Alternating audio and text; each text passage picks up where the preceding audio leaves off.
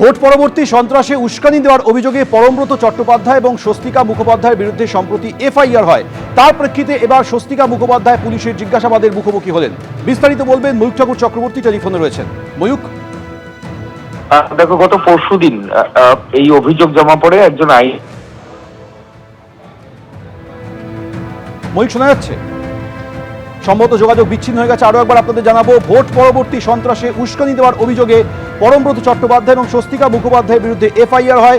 তারপর পুলিশের তরফ থেকে স্বস্তিকা মুখোপাধ্যায়কে জিজ্ঞাসাবাদ করা হলো। আরো একবার কথা বলবো, ময়ূক ঠাকুর চক্রবর্তী রয়েছেন টেলিফোনে। ময়ূক, দেখো, গত পরশুদিন একজন আইনজীবী একটি লিখিত অভিযোগ দায়ের করেন গড়িয়াহাট থানায় এবং তিনি অভিযোগে বলেন 2021 সালে বিধানসভা নির্বাচনের পরে 2রা মে পরমব্রত চট্টোপাধ্যায় সোশ্যাল মিডিয়াতে একটি পোস্ট লিখেছেন এবং সেই পোস্টটি সমর্থন করেছেন স্বস্তিকা মুখোপাধ্যায়।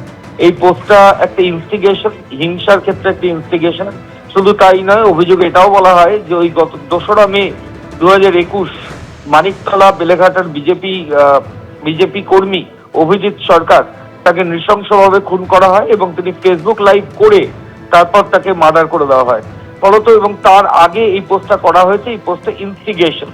এই অভিযোগ দায়ের হওয়ার পরই পুলিশ সেটা এনকোয়ারি করে। এনকোয়ারি করার পর গতকাল পুলিশ একটা এফআইআর করে পরমব্রত চ্যাটার্জি এবং স্বস্তিকা মুখার্জি দুজনের নামে, এবং সেটা জামিন অযোগ্যতার এফআইআর করা হয়। আজকে দুপুরে স্বস্তিকা মুখোপাধ্যায় ইতিমধ্যেই পুলিশি জিজ্ঞাসাবাদের সম্মুখীন হয়েছেন। গড়িয়াহাট থানার পুলিশ আধিকারিকরা তাকে ঘণ্টাখানেক জিজ্ঞাসাবাদ করেছেন। তার স্টেটমেন্ট রেকর্ড করা হয়েছে।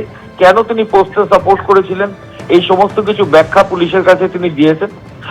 যদিও পরমব্রত চট্টোপাধ্যায় এখনো পর্যন্ত গড়িয়াহাট থানায় আসেননি, তিনি কবে আসবেন এখন সেটাই দেখার।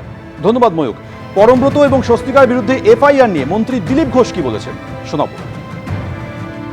21-এর ইলেকশনের পরে বহু লোক হিরো হয়ে গেছিল। যখন আমাদের কর্মীরা মার খাচ্ছিল, বাড়ি ভাঙা হচ্ছিল, ঘর ছাড়া ছিল, সমবেদনা না জানিয়ে এরা আক্রমণকারীদেরকে উস্কেছে, বাহবা দিয়েছে। এরা তো তার চেয়ে বড় অপরাধী। তার বিচার হবে। কেউ কমপ্লেন করেছে, তদন্ত চলছে।